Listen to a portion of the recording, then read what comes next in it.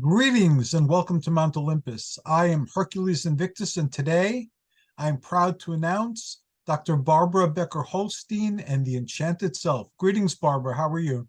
I am very good. We've just been discussing, do we have some sort of fall allergy? So if I have to sip my tea or suck a lozenge, that's what'll happen. But I'm happy to be with you. And I thought of a good topic that I know you would have plenty to say, so would I, but it's also a dreamy, mystical kind of topic that everybody wonders about, at least sometimes in their lives. So without further ado, I'll mention what the topic is. Awesome. Okay. The topic is, do dreams come true? And I think most of us hope some of them do come true. And we listen to our dreams sometimes if we actually have a dream and we think it can be a messenger. That's one type of dream. And certainly some of those dreams, which seem to tap into the mystical world of everything from Ouija to believing in all sorts of spirits, whatever. Yes, some of that stuff has to be true because I can document for myself one particular dream that I had that I'll share, and why I think it was definitely a premonition. So it's a brief story. I was going for my licensing in New Jersey as a psychologist, which is a very different event than even graduate school. And it involves all sorts of extra studies and papers and stuff. I think they've eased up in the last 20 years, but darn it, when I went, it was they just threw the book at you. And I was getting it was pretty despairing. I had to take the parts of the exam more than once, and it was a burden that I was carrying. And one night I had a dream that I went to the mailbox where we lived at that point in West Allenhurst, and I opened it, and there was a letter from the state council that follows all the psychologists. And it indicated that I had passed, and my license number was going to be 7, let's see. Oh boy, I should have put this down and practiced it before I started to tell it. It was going to be 782, I think. But if I'm wrong, that doesn't spoil it. It's just that I may not be able to get the numbers back in my mind on time for this moment. So I woke up feeling elated. And I later on in the morning told my husband I had this dream, and I now feel I am definitely going to pass the exams. It's going to be all over. It'll be great. And the number was whatever, 782. And Russell said, no, that can't be, because I'm XXX and some number even further ahead, like 987 or something. They've already used the number you're talking about. So it couldn't possibly be a premonition. All right, okay, so maybe it's not a premonition, maybe whatever. So I let it go, and about 3 months later, I had taken the last part of the last exam, and I was pretty certain I passed, but I hadn't gotten the letter. And one morning, I don't know if it was in the morning, it could have been the early afternoon, I went to the mailbox, and there's the same kind of letter. And it says, congratulations, you've passed. And your number for as a psychologist from this point on is going to be 1616, which is my number in the state of New Jersey as a licensed psychologist. And I thought, well, that's great. And Russell was right that obviously the number that I had in my dream was too low. But as I began to think about these numbers over time, I realized that 7 and 8 make a certain number that times 2 equals 16, equals 2 16s, basically. So that it actually was the right number in my dream. It was a little bit mixed up the way we imagine that dreams and fortune telling can get, where, you know, sometimes the symbols are not symbols we're using in daily life. But yeah, it was the same number. It was. Wow. Yeah. Yeah. I also believe in premonitions. I believe in the mystical and magical. I've spent much of my life investigating it and experiencing things directly. I don't have the ultimate answers beyond the fact that these things do indeed happen. And if you're open to them, you'll experience them. I'm trying to think, so many times I've had weird dreams and then they wound up coming true. Tying to the other definition of dream is in something you want to accomplish in life, that holds true as well. I'm Greek, as you know, but I spent a big chunk of time in my life as a barbarian, which basically means not being Greek. So I was able to do something with that, and it was on television, it was on the radio, it was in real life. And that was a dream I had, to leave my culture to see if the archetypal pattern that I followed was not tied to my culture.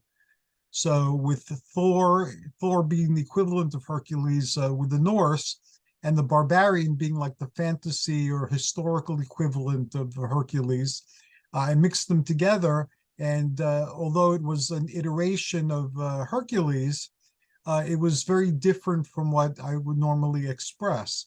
So I managed to do that for like 15 years. And I had a television show. I was on a bunch of television shows. We had a television show. There were podcasts. There was all sorts of live events. And I worked in the human services, as you know, during much of that time. And even there, people were disappointed if I was sent professionally to speak, if I wasn't wearing fur and leather and carrying a sword. Sure. Like they'd always, that's the first question. Where's your sword on your website? Yes, yes. We were expecting you to come in like that. So I would tell my employers, and even though they acknowledged it after a while, they didn't feel comfortable with sending me in these things. So I wound up not going in these things. But people wanted that. And for as long as that lasted, I was able to express a new side of myself. I was able to experience things in a new way, to perceive things in a new way. And then that finished, and that life was over, and I went back to my default life, and have remained there ever since. Well, I well remember that, and I remember you having you on my show sometimes in your costume, and it was nice. And I think that when people develop personas and certain ways of handling their lives that are a little bit different, it creates fun and widens the dimensions for all of us. And we need a lot of that. I was reading in somewhere that the brain doesn't like too much repetition that's boring. Mm-hmm. The brain sort of goes to sleep when we just eat the same breakfast all the time and drink the same coffee and walk the same routes and streets and stuff. And that when we change and we keep bringing new facets, the brain opens up, it quickens, it awakens, and it ends up sending brain waves that make us much more productive and vital in the way we can behave and think. So in a way, it's extremely important to stay close to some sort of concept of do dreams come true. Now, from a practical point of being originally an educator and then a psychologist, I need to remind people that whatever you want to have happen in your life, there's going to probably be things that you have to do, accomplish, or learn about in order to have this thing happen. Aside from, say, winning the lottery, and even that, you have to buy a ticket. But given the prize, if you win, it's like magic. But normally in daily life, whatever we pick has a step procedure to get there that's somewhat repetitive for everybody. And it's best to acknowledge that and see what goes with what you want. If you want to be a nurse, you're going to need nursing training. Now, maybe if you're stuck in a plane that crashed in the middle of Africa, you're going to get to take someone's appendix out, with a dirty knife, in the woods. It's another world. But if you are in any kind of consistent situation that doesn't have some sort of miracle component or something like a silly story I just mentioned about, being suddenly marooned and your whole world changes, there's going to be repetitive patterns that everyone has to do. So you want to be a teacher, there are courses you have to take. You have to student teach. And nursing, there are things to learn. And being an accountant, you have to be facile with numbers and et cetera, et cetera. And some things involve talent that's extraordinary. You can't be a first violinist in the Philadelphia Orchestra if you just barely can play an instrument. There's got to be within there some sort of gift. Very often people will say, oh, she inherited that from her great-grandfather. Yes, there are certain types of successes that seem to involve a DNA spot in our body that helps us have certain talents. So, do dreams come true? Most of the time, realistic dreams can come true. They involve the study and the effort that goes with them, but they're reachable.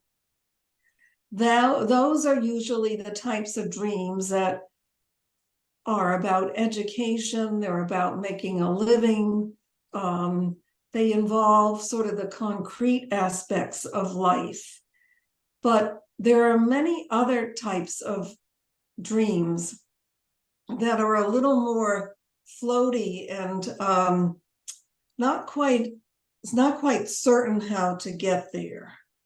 So I'll give you one example from myself, and that is my study of women in the field of psychology, my interest in women that started way, way back when I had been licensed, maybe 5 years, something like that.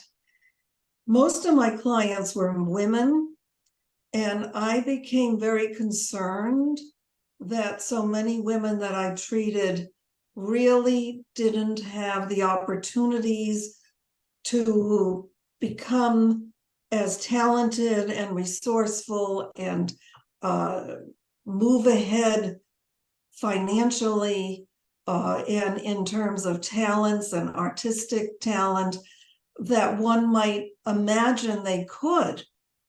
And I became convinced that we were limiting the ways we tried to help people.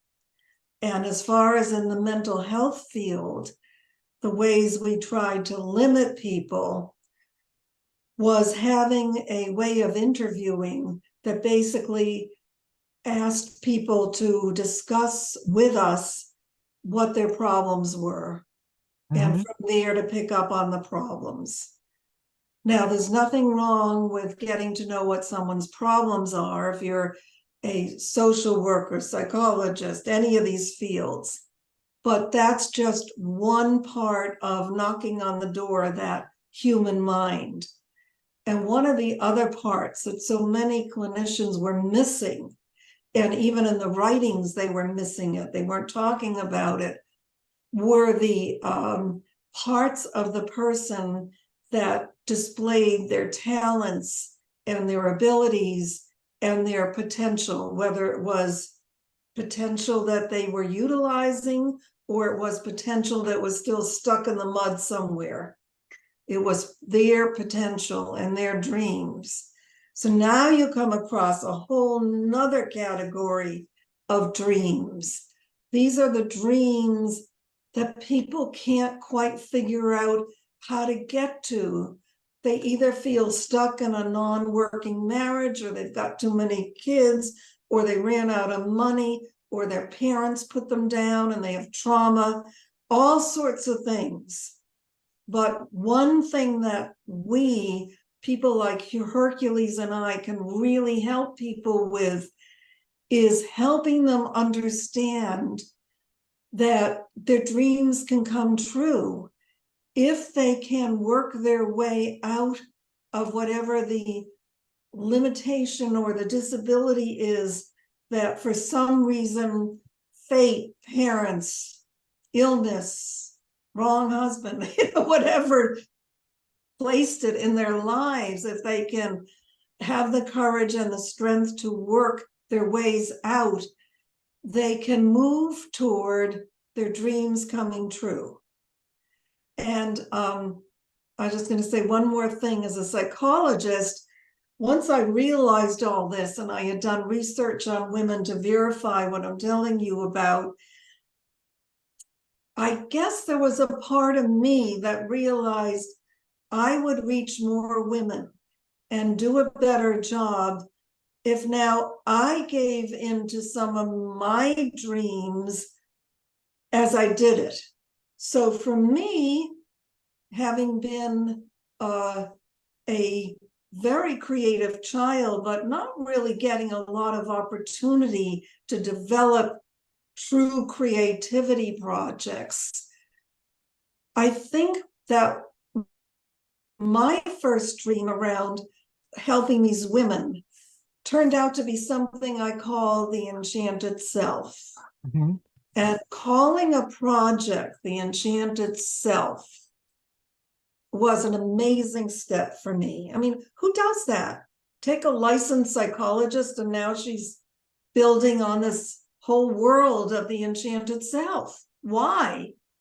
Well, because I think that that gave a gateway to help my clients, help the people. When Hercules and I had TV shows and we would go and talk on TV, help the public grab onto their dreams, because there's something enchanting, there's something not quite explainable that's beautiful and possible within a person. And if you can get to it and get that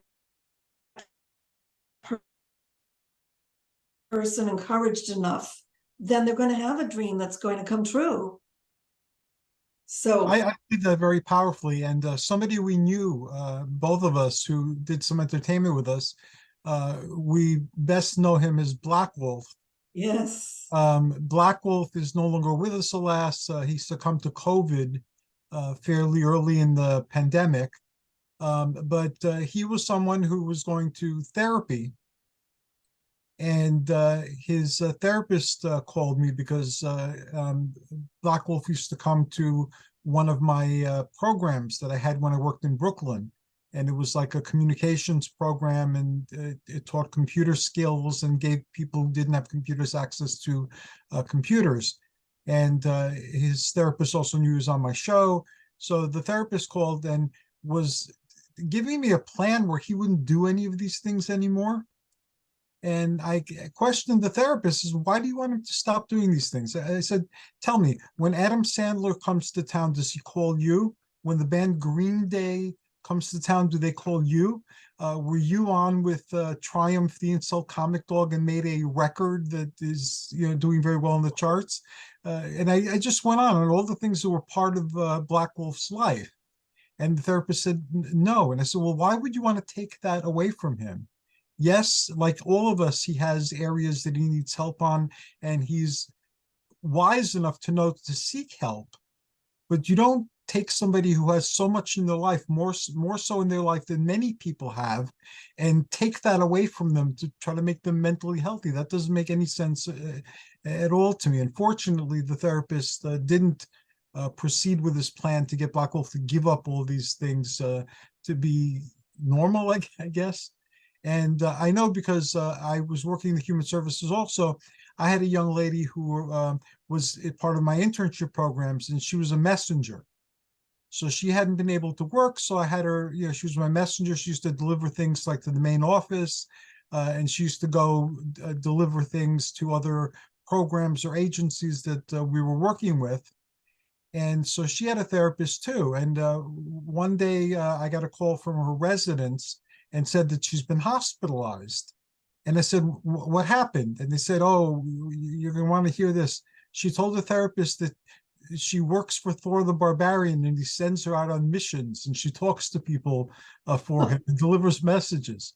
So I called up the hospital right away. I said, why did you hospitalize her? Well, she said that, she's, all the things I just mentioned. And I said, well, I'm Thor the Barbarian, and what she told you is absolutely true. I'm an entertainer, but I also work in the human services. I have a student in volunteer program. She's in a volunteer program. She's doing very well. She's the best messenger that I have. And I do send her all over the place, and she delivers things, sometimes messages, sometimes packages, but nothing she told you was false. Well, we assumed, well, why not check before you hospitalize someone? So unfortunately, she was so traumatized by being hospitalized that she didn't want to return to the program. So we lost her, but she was let out of the hospital. So there were all sorts of problems like this. When I worked at a New York City hospital too, because I know a lot about different religions, I discovered, because I was supervising activity therapists, that so many people are hospitalized for their religious observances. So people who are Wiccans, one person I remember, she opened the watchtower to the south and a fire being attacked her. And it's like, okay, well, that happens if you're a Wiccan. It doesn't happen often, but it's reported in the literature. They have people from Haiti who were ridden by the Loas, by the gods, and they wound up in the hospital.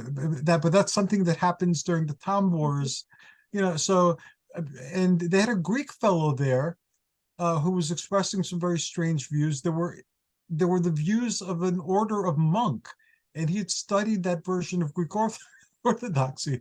So they put him in the hospital for relating to the world in a religious way, and this was his religious viewpoint.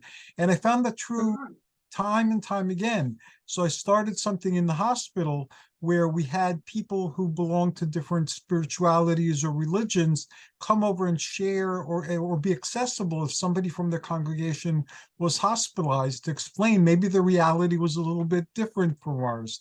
And maybe what they're reporting isn't psychotic. Maybe it's something that happens in the religion, or that's the way they express what happened to them in a way, in a term that's religious and not non-religious. So much of the richness that people have in life, our culture sometimes makes therapists, people who want to heal, people who want to help, the iron fist and the velvet glove, and we wind up imposing these reality structures on people who, yes, they might have difficulties, they might have problems, they might need help in some areas, but that's true of just about everybody and anybody. And if they're otherwise functioning, why try to take away from them the depth and the meaning and the pleasure and the creativity that they experience if they're not dangerous to themselves or other people? Absolutely. I like the way you said everything, and I agree with it. And that's it's very frightening when people get some power and they also get training, and the training is a little lopsided. And that's why I push so much around the concepts of the enchanted self, that the core concepts, if I could get somebody to recognize her talents and her strengths and her potential, whether it was potential never tapped into or potential she had at one point and someone closed her down, whatever it was. If you can get those buttons going again, then there's a very good chance that the person will move forward in their growth. And of course, they'll handle other problems too. The more we feel satisfied with ourselves, I would say that most of the time, the more we're willing to work on some things that aren't so great. Okay, so I have a little fast temper with my child. I really want to work on that. It's not like I go in the corner and hide. I'm being successful. I have, I went to, I'm just making this case up, but I went to a therapist. She encouraged me to go back to my talent of sewing and designing clothing that I had as even a child, because there was no money to buy new clothes and everything was hand-me-downs. And I have a business. I make these lovely cotton dresses, and I make a lot of them in pairs. So the mother has the dress and the little girl has the dress, and maybe even the little boy has trousers and a little cap I make. And it's, it's wonderful. And yet I yell at my kids much too much. Yeah, I'm willing to work on that. I see that that's the one real missing piece in the harmony of our home. And I know that the way my father came into the house with liquor in one hand and a rolled up newspaper that he was ready to smack the dog or the kid, I know I collected stuff from that experience. So yes, help me with your training as a counselor, as a social worker, as a psychologist, as a psychiatrist. They're win-wins. Yes, I found that there were very many good things about being a therapist and also going to therapy, because if you want to be a therapist, you have to go to therapy. And some places Right. demand it as part of your employment. So I've been to therapy several times, and I did gain some valuable insights through the experience. The therapist is someone who is outside of your situation and not emotionally involved with what you're going through. So they can listen, without trying to jump in and change you right away, or they don't have an agenda of their own other than to help you. And they can see what's right in front of you that you can't see for whatever reason. So it's a very helpful experience. The questions you're asked, the things you're asked to consider are very, very good for growth and for development. And I found in my life that, in fact, this was the thing I talked about when I used to address groups of people about following your dreams, is that my dreams are crazy to most people. I want to be a barbarian and have adventures in the modern world. I want to be Hercules in the world today. Not just my name being Hercules, but I want to be Hercules. Not the Hercules that people might expect maybe, but I want to be Hercules. And I find ways to do it. And it basically sometimes happens quickly, and sometimes it happens after a long period of time, and sometimes it takes decades for one of these things to come true. But I found that if I decide I want to do something, I don't have to know how to do it.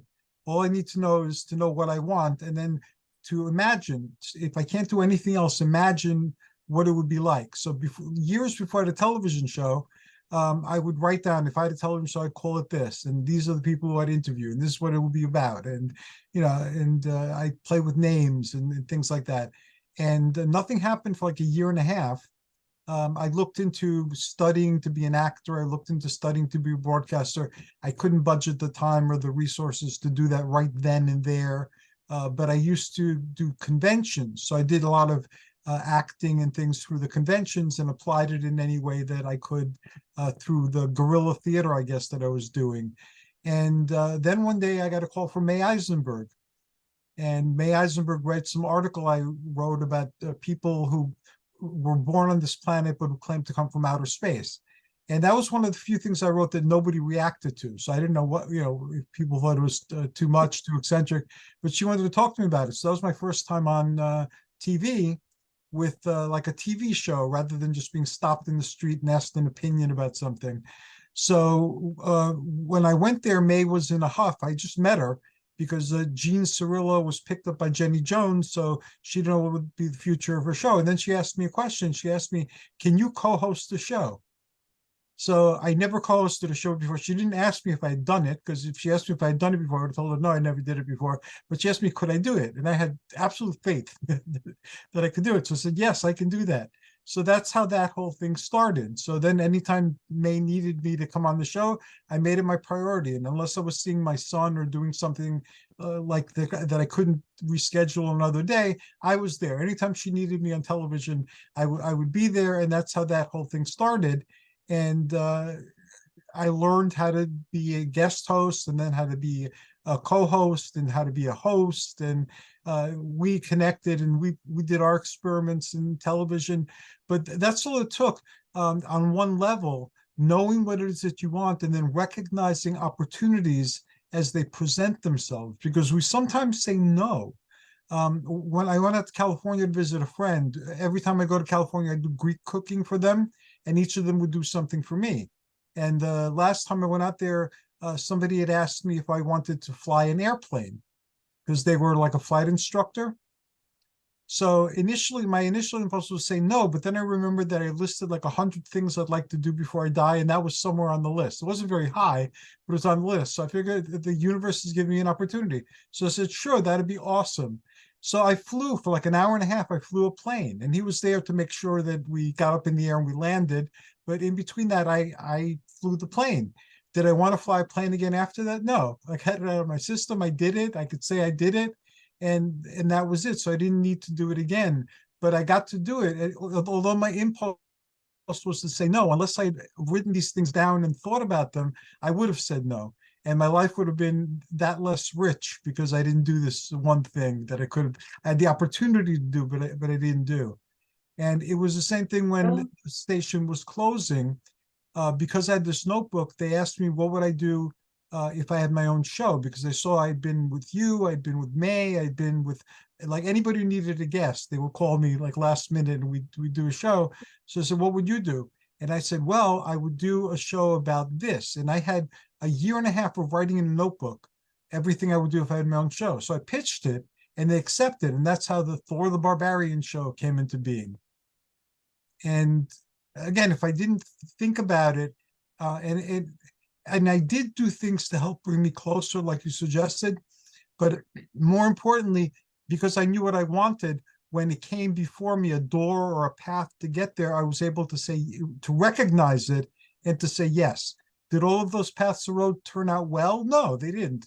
But they got me a step closer to where I want to go. And so it seemed like magic to most people, but it was years of thinking about something and researching something and trying whatever you could to make it happen. Even if what you did was not effective, it was still a step in the direction you were going. And cumulatively, it did lead to my dream. And for years, we were doing really avant-garde and fun and instructional television. And the station was saying that all the time. They were saying that most people say they play with television, but they don't. You guys play with television, you know. Like I had a show on with the chef and me and you, that was truly brilliant. That's something I'm really proud of doing, and I can't thank you enough for inviting me to be part of that adventure. One thing that I regret, because I had no training in the legal parts of what we were doing, is I didn't get any releases. Neither did I. And many people in the field say, don't worry about it. It's no big deal. But you only need one person once, to have a fit over something even years later. And it's too bad because I have at least probably 40 shows that, came out well enough with interesting guests that it would be great to still make use of them. I'll have to ask, an entertainment lawyer more about that, because really they shouldn't be lost. I talked to somebody at one point. I don't remember if it was a lawyer or intellectual property lawyer or something. Somebody I talked to like casually, and they had said that if a person's being filmed for a conversation, they're giving you consent because they're sitting there. They know they're being filmed. You're not like doing a hidden camera. So the very fact that they're talking to you and you're doing it as part of a show means that they've given consent. Otherwise, they wouldn't be there like. Well, that is good to check, because I have the show or the couple of shows that were all around 9/11. Me too. Very interesting to put up. So I'll have to check on that. Going sort of jumping on top of the story you're telling, I feel that the Enchanted Self loosened me up for my own future.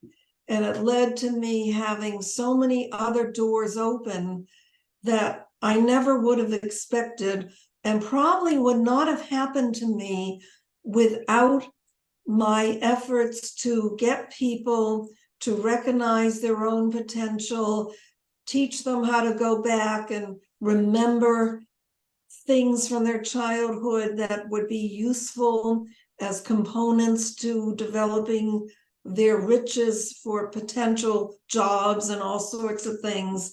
And, it all sort of was like going along a new highway. So for example, I had written a couple of books for girls, and I can't say that all of that really was, a lot of that was just in me in the first place, but turning it into the type of diary that a girl would keep, and having the strength to write and rewrite and proofread and test it out and everything, I don't think I would have had that if I wasn't already sort of opening myself to a new world. And after those books came out and lots of girls, mostly girls, were reading them, I was sitting next to a woman who had a daughter playing Anne Frank in a local playhouse here. And, anybody who can play Anne Frank is a very talented young woman, really. It's a very hard part. And, I was telling her that I had these daydreams about taking my books and sort of playing with the film world around them. And did she think maybe her daughter could lend some time as the main character? And she said, oh yeah, she doesn't really have much to do this summer. It was like, very talented kid comes up out of the blue, suddenly I have a potential actress. Just like that, something I never even said aloud before. And to make a long story short, we did film the first coming of age film with her daughter as the star of it, and called it The Truth, a short film, which that's what it was, but it was much deeper. It was a very deep film where this girl comes of age in her own way, and it was even more of a fascination because we played with the camera world. And to this day, I think that I'm ahead in the use of selfies for drama. Yeah. And I'm still winning awards with my films for them being experimental. And the way that I use the selfies is that this girl and then other girls who have played parts in my films would, if they were in a group scene, then we had a tiny film crew. But if they were doing, I'm gonna have to stop for a minute. Okay. You can pick up. Yeah, it's amazing how things just drop in your lap again if you know what you want, and it happens a lot more frequently than most people think. It's like if you study synchronicities like Yes. happen more, whether they happen more or that you notice them more, that I haven't been able to solve. But it seems like the universe produces opportunities all the time that are specific to what it is that we are looking to do. Right. It works in a weird way. I was in the Stop and Shop. I might have shared this story not too long ago, and a gentleman who I didn't know came up to me, and he said, "You're Hercules," and I said, "Yes." And he said, "Can I tell you a story?" And I said, "Sure." And he said that he was in the pizzeria, like a week before, let's say, and he said he was looking out the window and he saw me walking. He goes, "Look, there's Hercules." And he says, then somebody in the restaurant told him, "Yeah, that's Hercules." And he says he didn't know who I was. He just saw me and thought I looked like Hercules in the Hercules movies. So that's why he said that. And then they told him that it was Hercules. And they asked around for more information and found out that I lived there and I did things in the town. And part of the things is I led parades and I helped the mayor and the Chamber of Commerce open up new businesses and things. I had all these ceremonial functions in the town. And I frequently put on, as you would say, a costume, and that's part of my magical contribution to the town. Yes. But he didn't know who I was. He just the vibe, and I was dressed in regular clothes that day. I wasn't dressed in a peplum type of outfit. I was wearing a t-shirt and cargo pants and my sandals.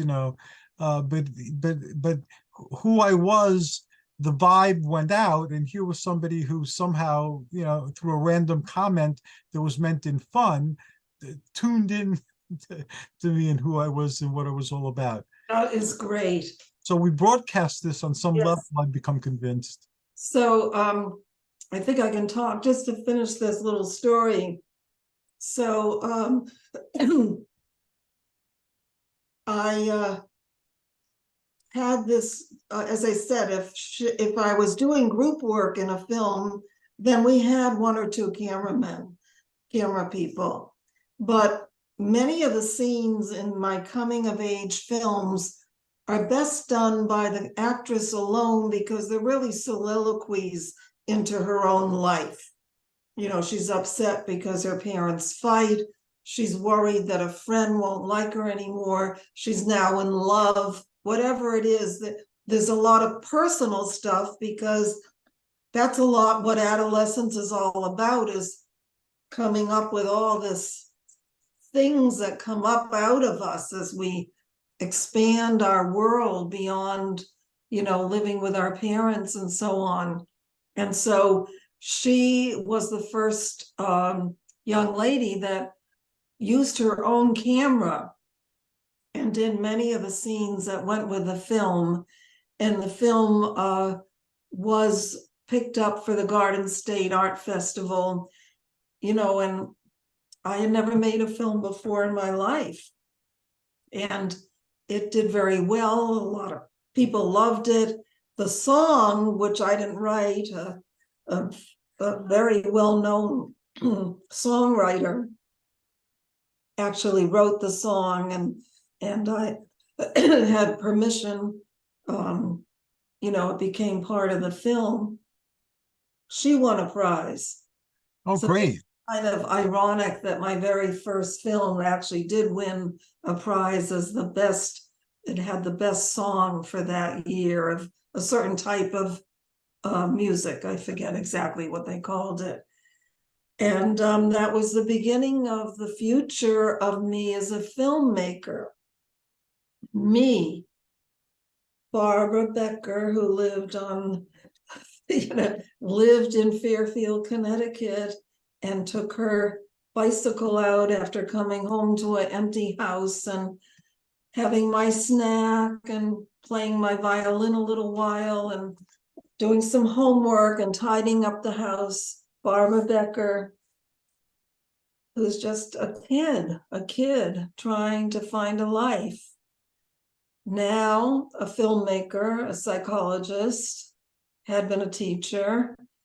And so most recently, I get this letter from a magazine, a filmmaking magazine, that somehow they came across me and my work, and they would like to do an article about me.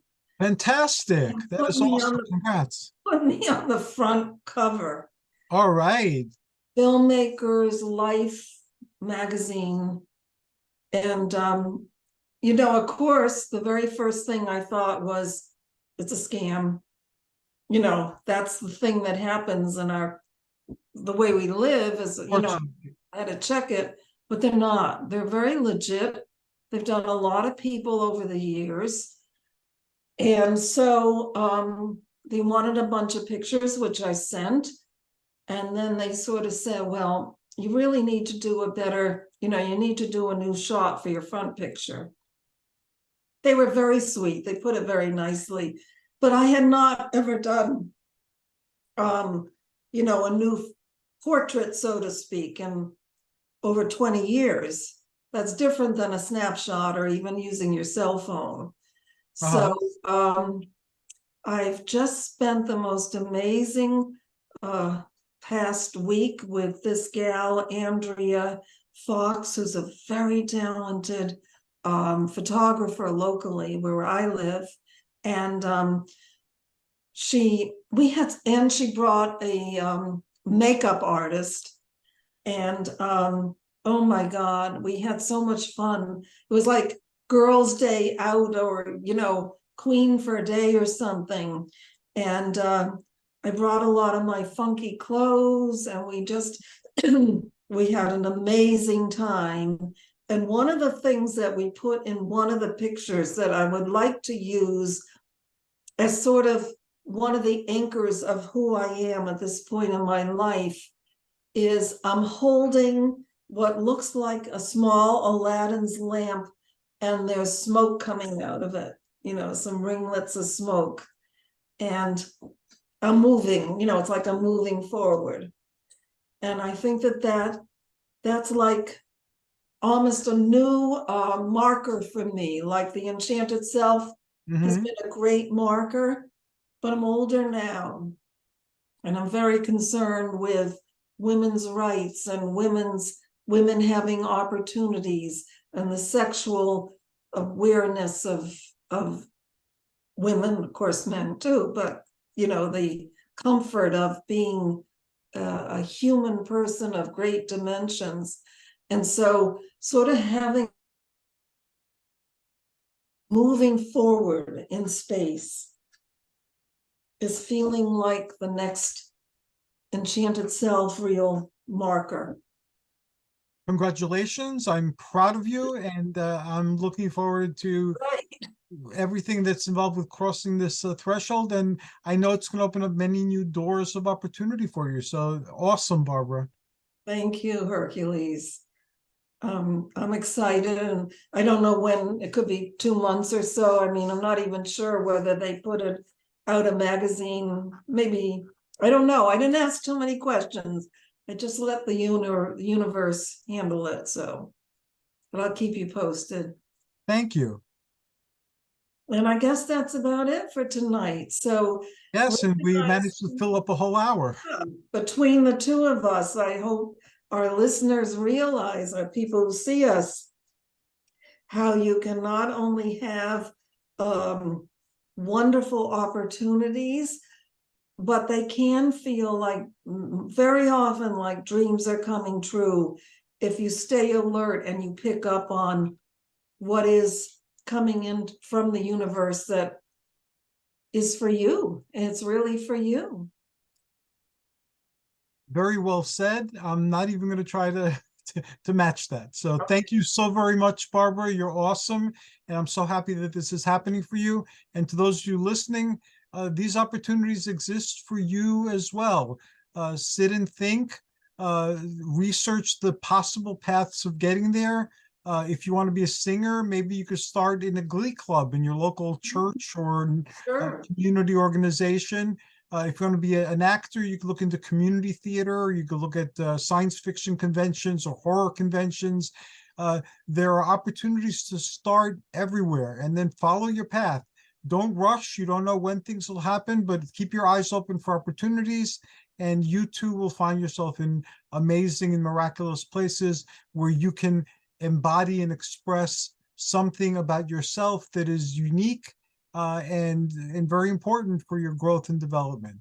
So this will be up tonight. I'm not even going to wait till tomorrow to do this, and I will send you the links and the file. All right. Goodbye for now. And anyone who has time, go to enchantedself.com and look through my major website. And I think you'll have fun and you'll see more about what I'm talking about. It's an excellent place. Good night, everybody. Bye.